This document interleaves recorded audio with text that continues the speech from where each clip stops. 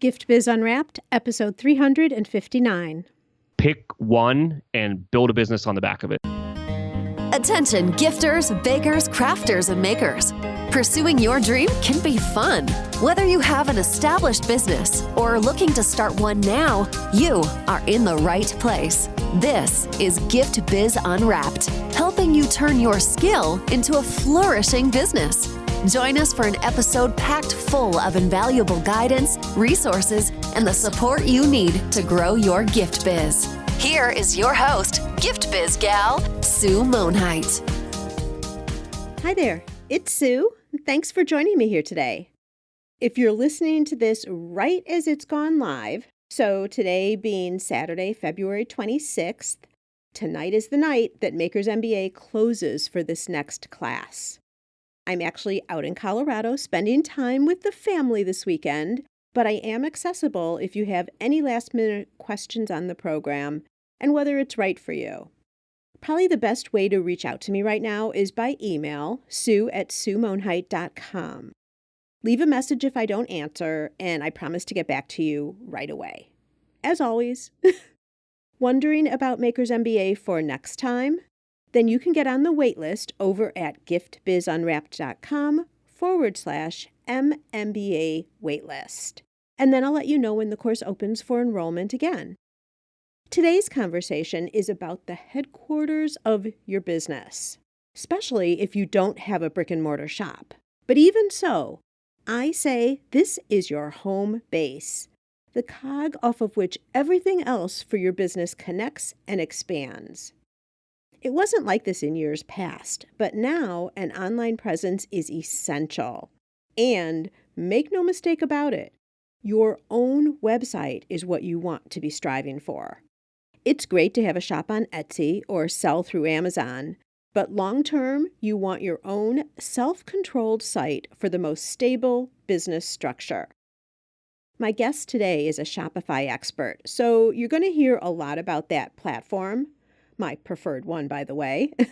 But don't click out if you've got a site somewhere else, because we're talking in depth about websites overall, including the most important first question to ask before you even go one step further.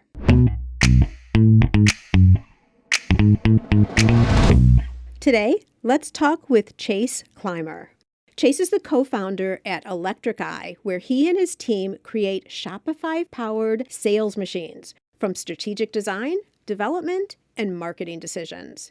He's also the host of Honest eCommerce, a weekly podcast that provides online store owners with honest, actionable advice to increase their sales and grow their business. Chase, welcome to the Gift Biz Unwrapped podcast. Thanks for having me. I'm excited.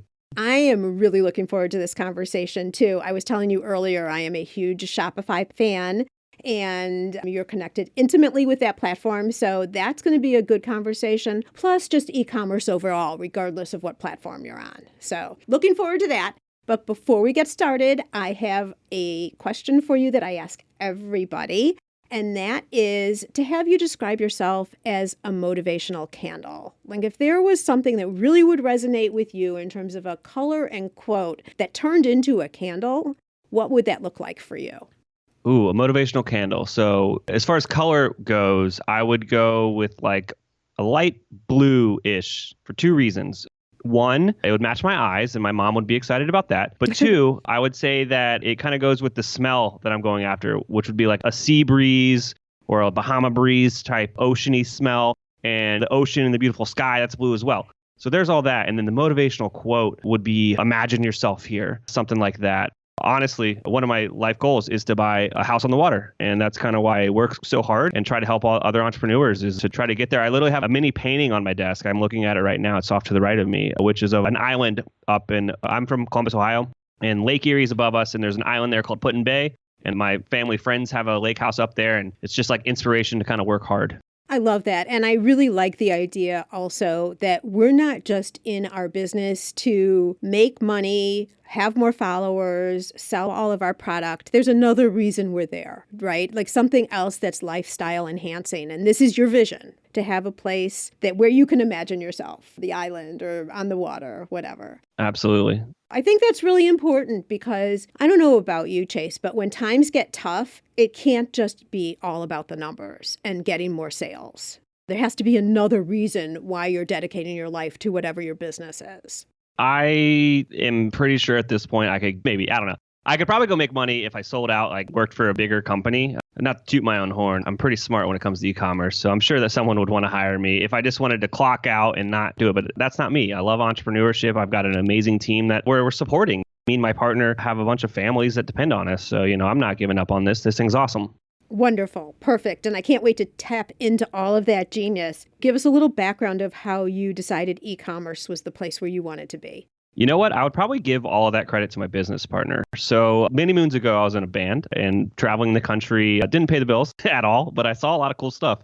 And the whole time I was doing that, I was like freelancing and just learning a little bit of this, a little bit of that, things that I could do from the road remotely, which kind of is funny because I still do everything remotely these days. But anyways, as I was doing that, I actually met my business partner. Him and I designed the album artwork for my band together. And that's like how we first met 12, 13 years ago. And through that, friendship was born. And then when he left his company that he was working at, he was like the third hire at a pretty notable direct-to-consumer like vintage apparel brand out of Columbus, Ohio here. And he had a lot of experience in e-commerce and in kind of design and a little bit of Shopify. So when he left there, he was like freelancing and making every mistake in the world. I was just trying to help him out originally just because I was like, oh, I've made all these mistakes before because I've been doing this since before I was 18. Like, don't do this. This is how to position yourself this way and all this stuff. And kind of just through me trying to teach him the entrepreneurship ropes. And we're tag teaming these Shopify projects together. He was kind of doing a little bit of the design dev stuff and I was coming in with the marketing and really kind of struck a chord there. We got a bunch of clients really fast and we realized that, we were onto something. And next thing we know, we kind of had an agency. As far as getting into e-commerce specifically, I'd give a lot of that to my partner, Sean. But I had been in digital marketing and kind of like strategy and paid ads for the last 10 years. And what do you see about Shopify specifically that made it your platform of expertise? Yeah, that's a great question. So when we got started, we kind of always knew we wanted to do e-commerce, which was funny because I was kind of scared of e-commerce before, like because it was people were allowing me to make improvements to their website. What if my improvement I make is wrong? Or what if I ruin their website and then they lose all their sales and their livelihoods over it? Those were terrors that I had in my mind. And then we started to use Shopify and I was like, wait, you can't break this. This is so cool. Like all the hard things are already taken care of by Shopify because it's a hosted solution. Once you get the payment provider set up and you're good to go, it's pretty hard to break this thing. So it gave me a little more faith in kind of the strategies that we had and what we wanted to do for our clients. So technology-wise, that was cool because it gave us the confidence as young entrepreneurs to like really tackle this platform. But outside of that, they are honestly the best ecosystem to exist in from like a partner's perspective.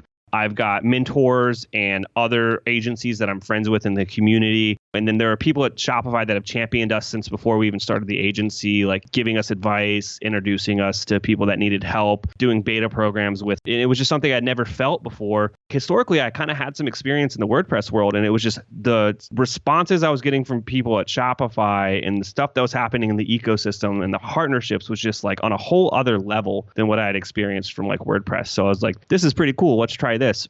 And then it got to a point where the majority of our clients were on Shopify within that first year. And we were just like, why even build out processes and systems for another platform when this one is clearly a winner? I totally agree with you. And I am a huge Shopify fan as well. My other business, the Ribbon Print Company, is a Shopify site. GiftBiz Unwrapped is a WordPress site. So I can speak from both sides. But I would always recommend to our audience here to go with Shopify. Clearly, the platform is choice for a product-based business, hands down, without a question. And it sounds like you really found community there and then liked what you were seeing with everybody, the support and just the platform overall. Yeah. And honestly, when we started the business and like niched down into Shopify, it was not the Shopify of today. It was a little over 6 years ago. They hadn't even gone public yet. They didn't even have their marketing team doing brand awareness marketing yet. Right now, you see their ads everywhere. But back then, it was nothing. It was scrappy. The team probably 10x'd over there at Shopify between when we started and now, maybe even more. The growth that they experienced was just like a happy coincidence with us kind of like hitching our wagon to them. We were just like, well, we like this. We're going to do this one. And then it exploded. Timing was everything for you, Chase. That sounds amazing. Just worked out beautifully. For someone who isn't sure that they like the platform they're on right now or knows about Shopify, doesn't really understand what the differences are or how you would get started, I don't want this to be a whole conversation just about Shopify. I really want to talk about e-commerce specifically also. But I feel like it would behoove everybody to understand the platform a little bit better. So if someone was thinking of converting, just give a little spiel about Shopify for us. I would say if you, like you said, if you're selling a product-based business, if you're selling an actual product, physical good, maybe you can get into digital too if you want, but let's just stick with physical. If you're selling a physical good, there's like no other platform out there that's going to do it better than Shopify. It takes a lot of the annoyance of a custom site out of your kind of what you need to deal with, but also you can do anything you want on Shopify. It's fully customizable. If you can build it, we can dream it. Like, don't worry about that. It takes some of the more technical, nerdy aspects of it off your plate, which is actually a benefit and not a detriment. And I think that I literally just interviewed someone yesterday on my podcast, and he said that one of their biggest mistakes starting their business was building a custom website when they first launched. And then they turned around and they had wasted money on it because they just turned around and stood up a Shopify instead and kind of leaned more into best practices instead of trying to be a wild card, which is really saying something. It's easier. Yeah, it definitely is. I mean, and you can have someone else build your site on Shopify too. Like if you decided that that wasn't something that you wanted to focus your time and attention on. But I'll tell you, Chase, so for the Ribbon Print Company, I think we changed over. We did exactly what you said. And I don't know if it was a mistake because I didn't know about Shopify before. But I'm going to say, do you know when Shopify started? I think they are coming up on 10 years, maybe. Okay, so I want to say like we changed our website 8 or even almost 10 years ago, like right in the beginning. That was like a Shopify like 0.01. It's definitely not the monster it is now. It is so fully robust these days. Right. Well, for sure, because we're obviously still in there making changes, adjusting things, doing different things, adding other apps, all of that. But what I was going to say is, so they must have been up for a couple years. So let's say 8 years ago, we switched over. I don't even remember for sure what year. But we saw an increase in sales almost right away. And I don't know if it's because of the reputation of the platform or what.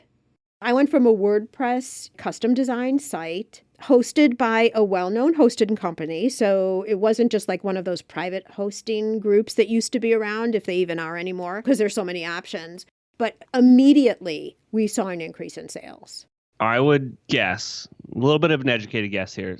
That happened to a lot of our clients that switched over from legacy platforms to Shopify. And the two things that we noticed is A, the Shopify sites were faster. And the faster your website is, the higher your conversion rate is. That's a fact. That's not an opinion. You can Google that. There's been millions of studies on that. Mm-hmm. But the other thing is, this was Shopify's claim to fame for the longest time, which was that they had split tested that checkout flow to the millionth degree. And it was like the most highly optimized checkout experience on the market. And people were familiar with it and comfortable with it. And it would kind of help lead to higher conversions because it was like a trusted checkout flow.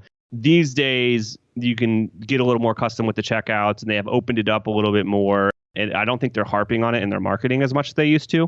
But those two things definitely, I think, were some of the advantages to see that increase in sales kind of right off the rip. Got it. Okay. All right. So we can get off the Shopify bandwagon, but you and I could sit on this point forever because I'm totally an advocate and always recommend this platform. It's my job to talk about Shopify and talk about e-commerce. I do this every day. All right. But so there's always the opportunity. You can always change over if you're not happy with where you are right now. But let's talk now about e-commerce overall. Apart from the platform, what would you say is the biggest challenge people are having when it comes to e-commerce? Oh, yeah, this one's easy. It's finding product market fit.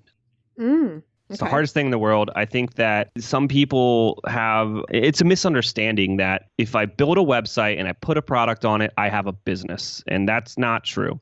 You have a business when that product is selling and paying your bills. There's a big delta between those two kind of statements. Finding product market fit is extremely hard. I honestly say consultant or freelancer or agency, for that matter, can help you find product market fit.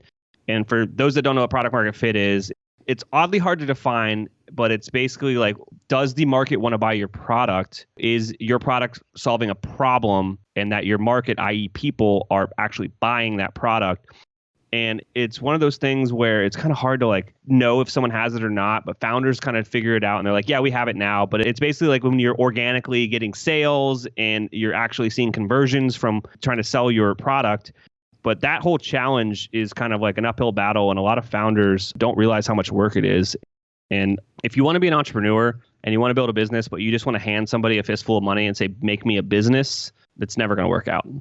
Right. And I talk about this a lot in the handmade product industry already. I call it validating your product. So we'll go out. I suggest people, like, before you even name your company almost, is go out to craft shows, get interaction from the community, get feedback from them, see what products that you're making, if that's your area, what they're gravitating to and what they're buying, to see that there's actually people who want to not just say your product's beautiful, but actually exchange money to get your product. That's the key right there. You got to get paid. Just because your friends think it's a good idea or your significant other, if a stranger isn't willing to give you money for it, I don't think you validated it yet.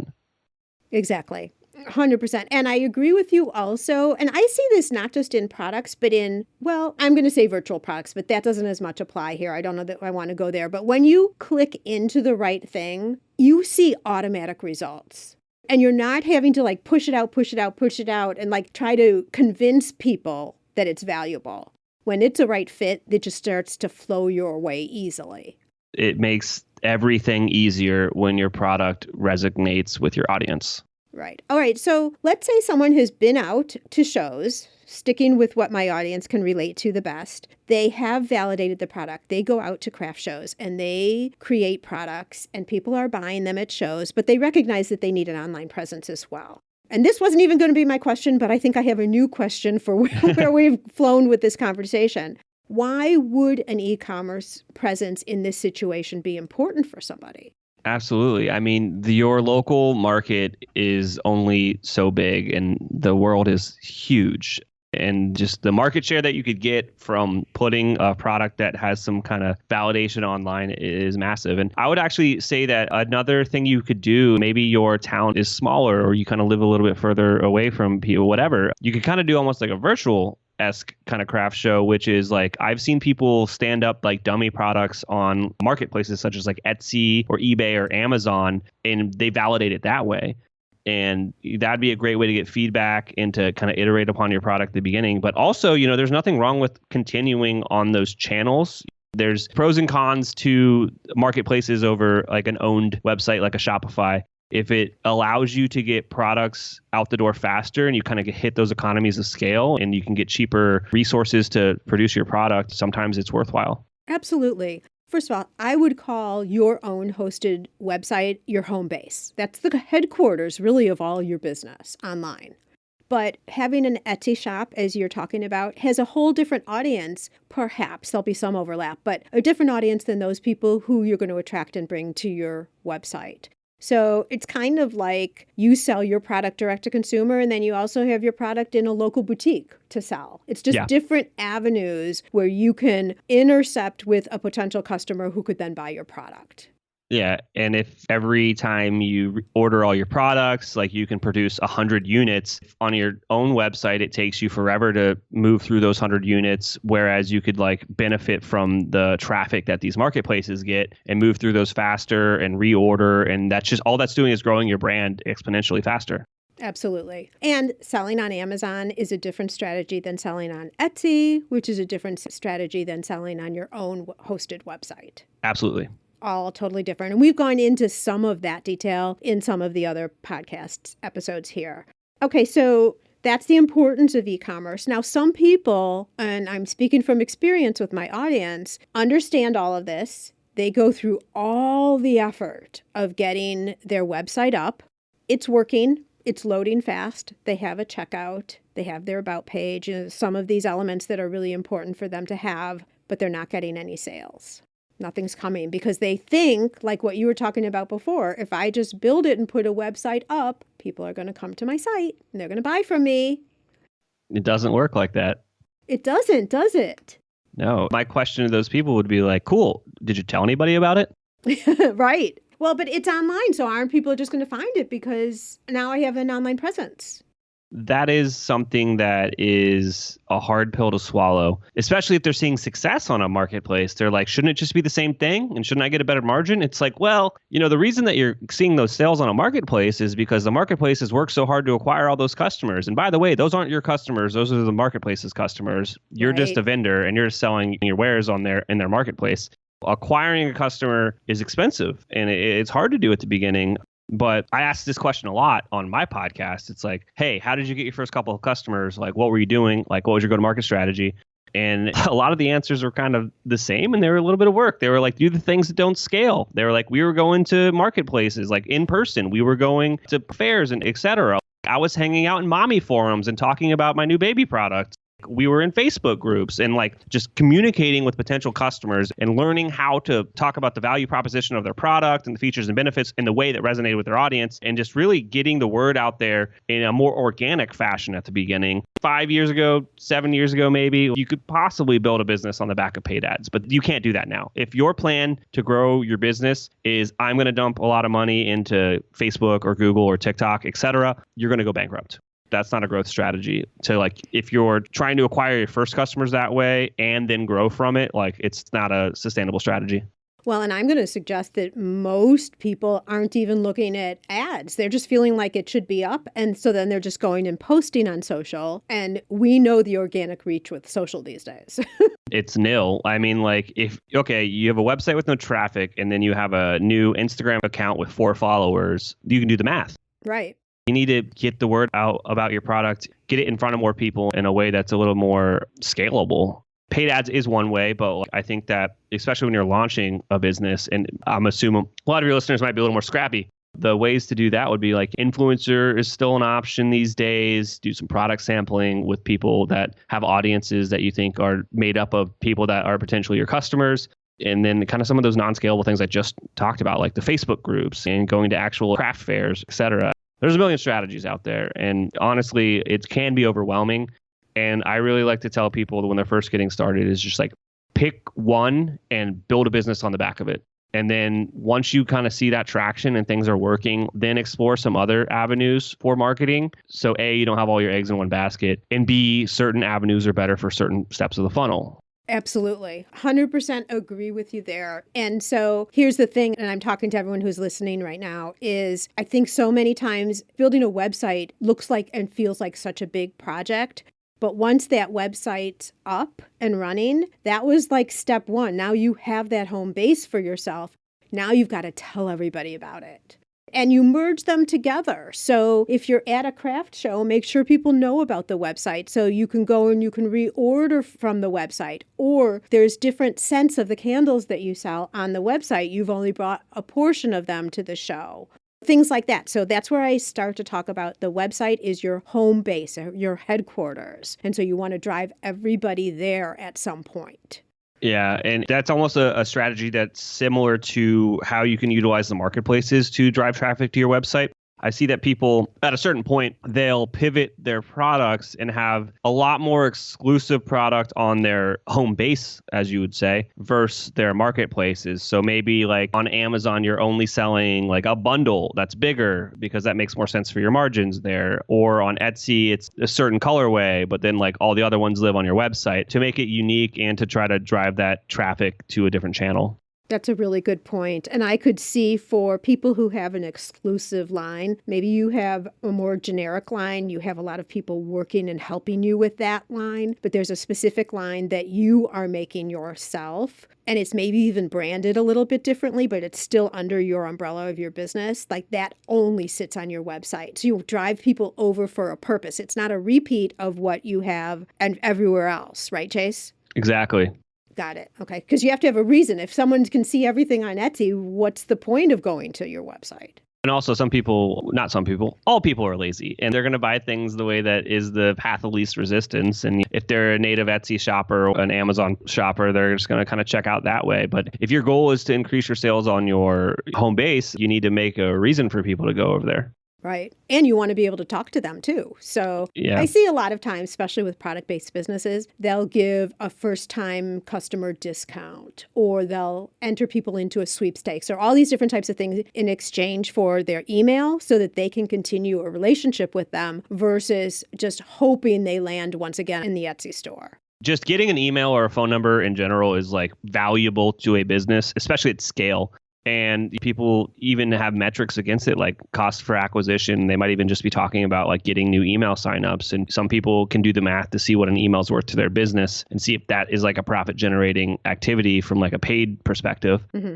But to your point, yeah, and that's why having your own home base and having your own website is so important, is once you get those things, like some people aren't ready to buy just yet.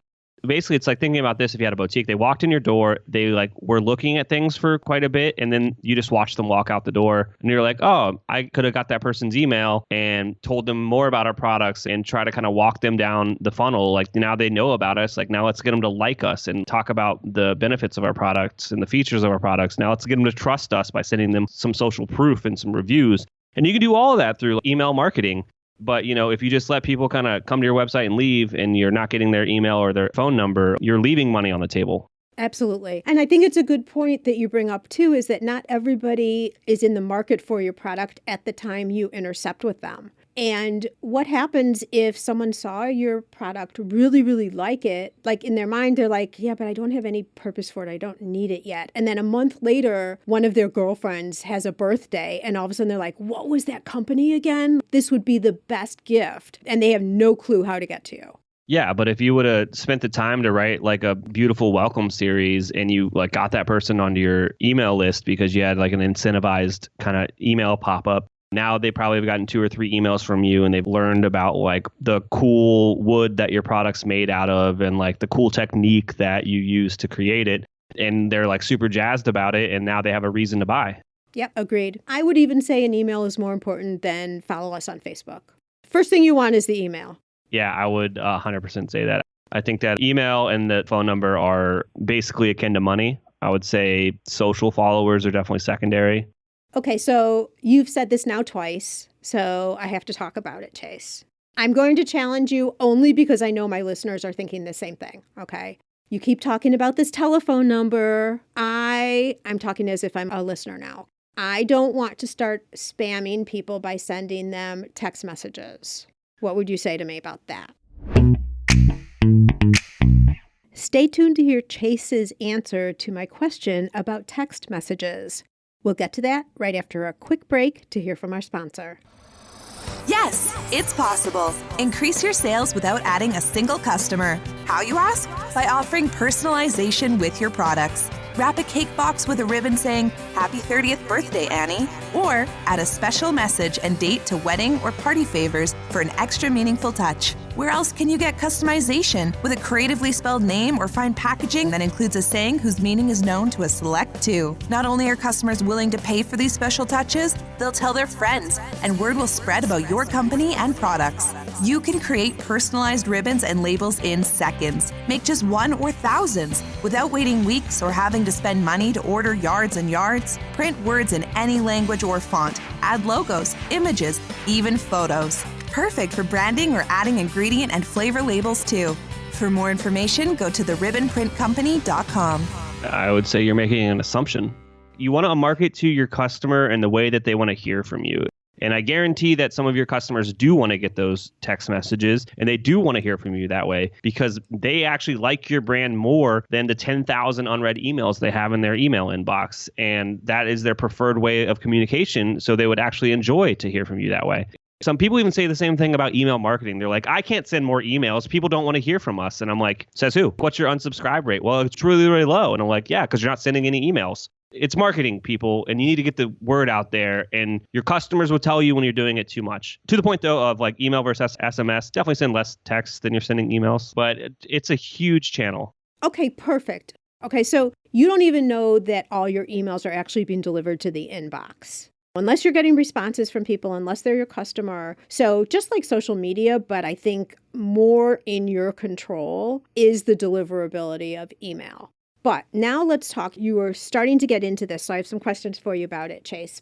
Okay, so you get the email and you get the phone number from somebody, okay? Because we're trusting you, Chase. We believe what you're saying and we want to get both of these. Now, do we send the same messages to both places? Do we do phone numbers more than emails? How would you advise someone to work with both those two ways of communicating with customers? Short answer is no. You should be very strategic about what you're saying in what channel. We find that with SMS, it's things that are a little more urgent. It's like a flash sale or a product drop, where email is a little more casual. And the cadence on email can be a lot higher because people get so many emails. You could have a customer that literally gets every single email that you send, but someone else is probably sending them more email and they don't even notice like how frequently you're kind of reaching out to them and saying things in their inbox. But with text messages, it is a little more personal and it's a little more noticeable. So you definitely want to keep the frequency a little bit lower on the SMS. And I think I sidestepped your question, so I want to make sure I answer it. No, I like that you say that the SMS is more urgent. So it's special. And SMS, I feel, is even a subset group of the emails. It's the people who really, really want to hear from you. You want to have respect for those people and send things that are only really valuable. And I think they're almost direct to sales things, really. Yeah, it's very direct response. But here's another thing that I think people need to realize. It's not email or SMS. It's email and SMS. Your campaign is your campaign about your product release. But then you are like, okay, we're going to say this on SMS at this time. We're going to say this on email at this time. You write the strategy and then like drop in the channels and the touch points and what you want to say kind of after that. It isn't like, well, we're only going to release this on SMS. Well, you could do that, but that's a more advanced strategy. But it's like they work together. You could even send things to the same people, but maybe at different times. So it's maybe like the product announcement is through email and then like, oh, the sale ends. You're going to say that through SMS because that's a little more urgent. Okay, so really what you're saying is you need a strategy. You need to put yourself in the recipient's shoes. If they've given you both their email and their phone number, some people won't. Sue, let me tell you this. It's mind-boggling the amount of businesses that have just like this plethora of user data and they just don't use it because there's no strategy behind it. It's like you're sitting on money. You could be printing money. Your sales could go through the roof. It's like just because you're collecting this stuff, you got to send the emails. You got to send the texts. You got to be saying something. You got to have a communication. You got to talk. For sure. When you say customer data, what are you talking about? The contact information, emails? Email, SMS, a little more advanced. You have people pixeled in whatever kind of ad platform that you're using. People set everything up and then they kind of just like, well, we don't use that channel, or they have these hesitations to talk to people. That's, I think, another thing is just send the email. It doesn't have to be perfect. Like sending the email is better than not every time. All right. So email, phone numbers, you need a strategy. It might be a similar message. It's also the content of the message because email can be a lot longer than a text message is going to be. Yeah, you definitely want the text to be to the point and easy to understand. And that goes almost to your offers too.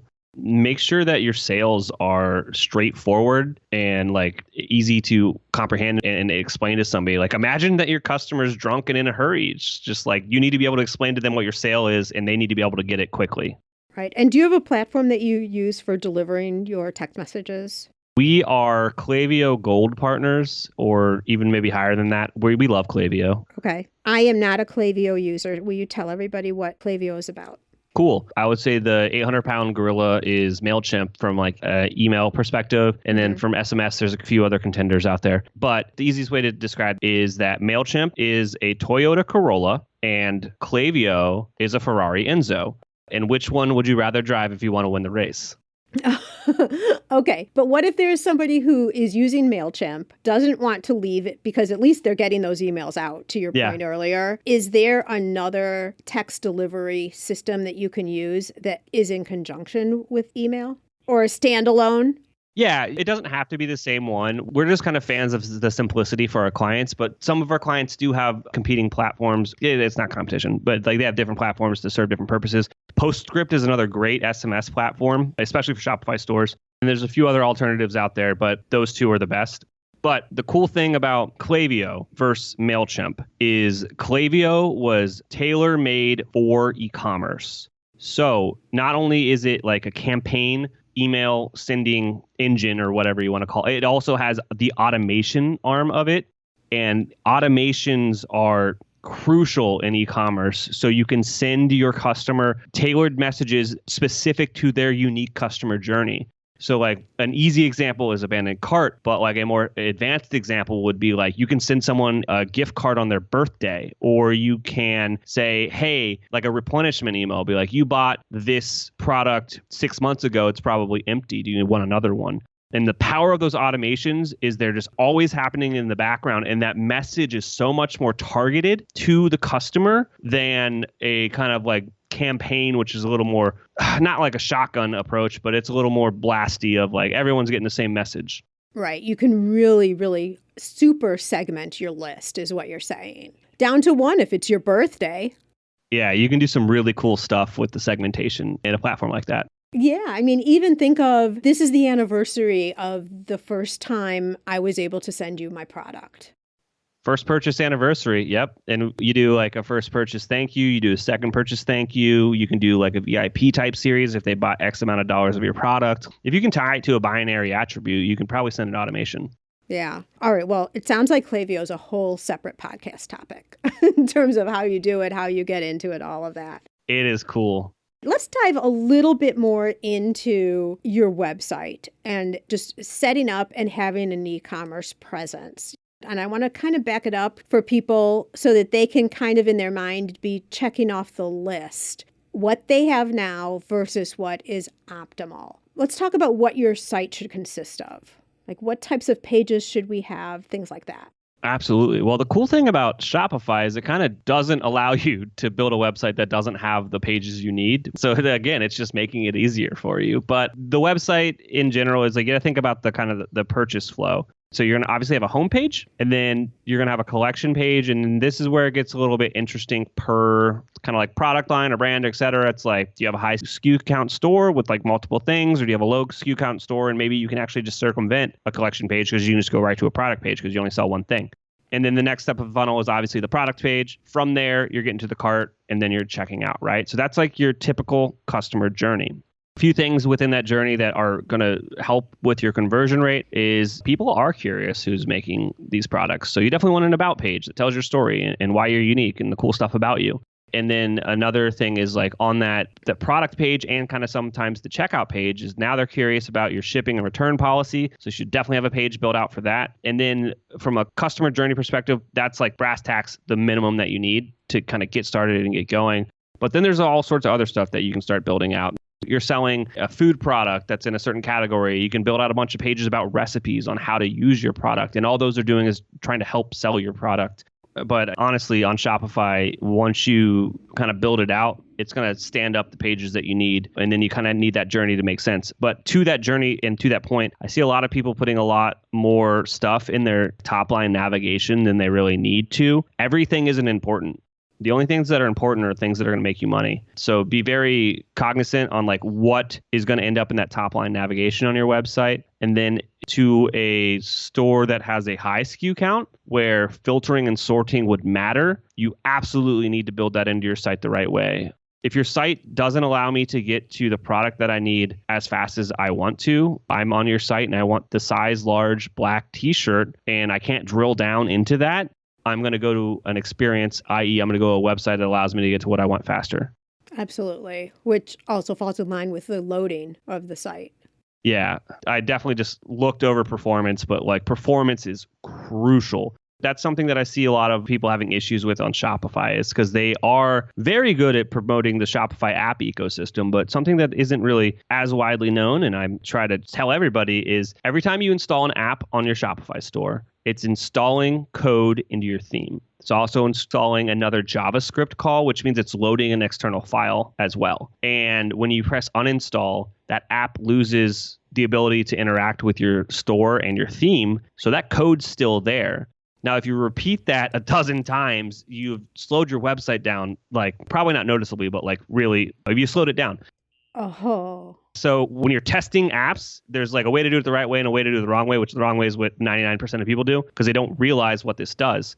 And so what happens is people kind of just end up with this code base that's full of spaghetti. And depending on the size of your business and kind of your sales and whatnot, there are ways to fix it. But 9 times out of 10, it's probably like start over on a new theme and just like rebuild what you have, because that's just going to be infinitely faster than like pulling the string on a sweater, i.e. your code base, and like it just unraveling to a project that no one wants to deal with. That's really interesting that the code stays there. Yeah, they don't really tell anybody about that, but I'm out here saying it, and I got my friends in the industry saying it too and telling everybody. But that's a really common thing. They're like, my website's slow. And I'm like, how long have you had this theme? And they're like, 3 years. And I was like, okay, well, there are more modern technologies to build Shopify themes now. So that is a check, and they're like, this is a detriment. This is probably why it's slow. And it's like, let me check out your apps. And they've got 60 apps installed. I'm like, well, that's way too many to begin with. And I'm like, if I see that, I know you've tested another 60 probably. I was like, your code base probably looks like Swiss cheese and it won't make any sense. And we won't be able to make any sense from it to like make any improvements. We might tell you you probably need a new theme. So explain what a theme is for people who are totally unfamiliar. Cool. So basically, Shopify is the back end of your e-commerce business. It basically runs all the e-commerce functionality of your store. And then the theme is basically the front end of your store, and it's the look and feel and the functionality. It's like the website in most people's eyes, but the design, the look, the feel, kind of like what it looks on mobile versus desktop, all that lives in your theme. And if you keep injecting a bunch of code into your theme, it's going to be slow, especially on mobile. That's something to kind of keep in mind. So when you're starting a Shopify, let's say you're starting from scratch and you're building a Shopify account, the very first thing you'll do is select a theme. So then you see like the flow of the homepage, and some things come with the theme. And these themes are all third-party created, right, Chase? No, actually. So there's a few things I can say there. So one, there is like a Shopify theme store, and there are free options and then there are paid options, but all of them are kind of like off the shelf, and they're all a little bit generic, and they are kind of built for the general public, and nothing is super tailored to your business or your customer or your unique customer journey. With that being said, if you're not making $1 million a year, use something off the shelf, because the performance enhancements that you'd get from going with a like custom designed theme from like a reputable agency or whatever is nil, kind of like sub $1 million. But if your business is doing great now, you're kind of out of that startup phase. I call like $0 to $1 million probably the startup phase. And then like 1 to 10 in e-commerce is like, you're scaling. Once you kind of turn that corner around 7 figures, it's the advantages that you'd get, which are fractional increases, like percentage increases from going to a more performant theme that's custom and tailor-made to your customer journey and your products, et cetera. Those like relate to like thousands and tens of thousands of dollars in margin. Okay. All right. Perfect. I thought that each of the themes was third-party created and then approved by Shopify to be in the selection base. Some are, some aren't. But if it's in the Shopify theme store, it has been through a rigorous kind of process. Anything that isn't in the Shopify theme store? No, you just don't do it. That's it. Because there's so much selection there. You don't need something. And Shopify isn't like looking at the code or looking at how it's built, and like it could be slow or it could be a lie, whatever. Like just don't trust anything that's not on the Shopify theme store. Yep. Okay. We won't go down that rabbit hole. Some things are older than others. Some are less supported than others. Don't be afraid of that, because you can also change your theme. You can change your theme, and then any theme you can customize if you hire a designer and developer that know what they're doing. So you can always start one place. That's the thing. I think people get too bogged down in like the design of their website before they start marketing it. And it's like, that's not really like as big of a deal as you think, especially at the beginning. Again, you got to get product market fit. You got to get customer feedback. Like just start selling, and trust me, there'll be time later on to redesign the website. Yes, absolutely. Okay. And so tell me a little bit then about Electric Eye. Do you help build the sites for people then, or share with me the services that you provide there? Absolutely. So most people come to us for custom designed websites. So we're doing a whole design process with them and then developing it out on our framework that's lightning fast. It's all connected with Shopify. Yeah, we're building you a custom Shopify theme at the end of the day if we're going through that process. Okay. But it's unique to your business and to your branding and all that stuff. And our framework is like constantly updated to be like as nimble as it can be with the current Shopify releases and all the cool stuff that we can do there. And then the other kind of offerings that we have, people come to us for like CRO or email and SMS marketing, a lot of Klaviyo stuff. What's CRO? Conversion rate optimization. So what that basically means is you got a website, it's fantastic. There's always room for improvement. Your website's never done. And so conversion rate optimization is kind of like using the scientific method to make hypotheses around if we move this button here, we think it's going to increase conversion. And then you do an A/B test and you send a bunch of traffic to it and then you get a result and there'll be a significant difference. Once you hit a certain number, it's a statistical difference that is like, well, that one wins.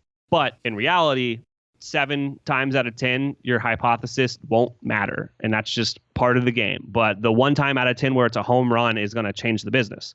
So coming into it with like a testing mentality, something to do. But brands that are kind of sub $1 million a year probably don't have the traffic or velocity of orders to do those tests. It's definitely a little more upmarket to do conversion rate optimization. Okay. All right. And what will we learn if we listen to the Honest eCommerce podcast? So what I've really started to focus on these days is interviewing brands and getting their journey in their words and asking them questions about like, how did you come up with the idea? Where did you get your first couple customers? What advice would you tell your younger self? Was very heavily inspired by how I built this. That's kind of like how I built this for Shopify brands. Perfect. Well, I think that's definitely a show that we should be listening to. So it's called Honest eCommerce, probably everywhere podcasts are. Everywhere that podcasts hang out. Have you put your podcast on Facebook yet? You can do that? Yeah. I have not. Yeah. You put it on your Facebook page and it's a tab, it's a drop down. So people can just go to Facebook, click on the podcast drop down and then get any of the episodes full. You don't load them in. It automatically goes there. I'll have to look into that. Yeah. Chase, this has been incredibly informative. Thank you so much. I really appreciate taking a look into the expertise of e-commerce overall and specifically Shopify. Absolutely. Thanks so much for having me. What's your opinion of messaging? Chase's comments have me rethinking my position, and I'd love to hear your opinion. How do you feel about messaging your customers? Do you have a system already set up? Do you like receiving messages from businesses you deal with? Direct message me with your thoughts or comment on any of the social posts connected with this podcast episode. It's an interesting point to consider since messaging is being used more and more these days. I can't wait for us to dive into next Saturday's show, where we talk with a business owner whose physical product is only half of the mission of her company. If you have a cause that you hold dear and have been thinking about how your business could bring more attention or dollars to the effort, this is one you don't want to miss. And don't forget, I'm also here each Wednesday for a shorter episode where you hear about something I'm seeing in the world of handmade. Thanks so much for spending time with me today. If you'd like to show support for the podcast, let me know how it's helped you, something new you've learned, or suggest a topic you'd like to know more about. Just add it as a review on iTunes or any other review site. I read every single one personally and absolutely use suggestions as guidance for new guests and topics. There are other ways to show support for the podcast too. Visit our merch shop for a wide variety of gift biz paraphernalia like mugs, t-shirts, water bottles, and more, featuring logos and quotes to inspire you throughout your day. You can take a look at all the options over at giftbizunwrapped.com/shop. All the proceeds help offset the costs of producing this podcast.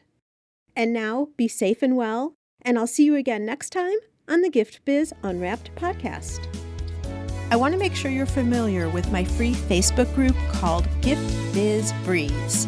It's a place where we all gather and are a community to support each other. I've got a really fun post in there that's my favorite of the week, I have to say, where I invite all of you to share what you're doing, to show pictures of your product, to show what you're working on for the week, to get reaction from other people, and just for fun because we all get to see the wonderful products that everybody in the community is making. My favorite post every single week, without doubt. Wait, what? Aren't you part of the group already? If not, make sure to jump over to Facebook and search for the group Gift Biz Breeze. Don't delay. Come join us in Gift Biz Breeze today.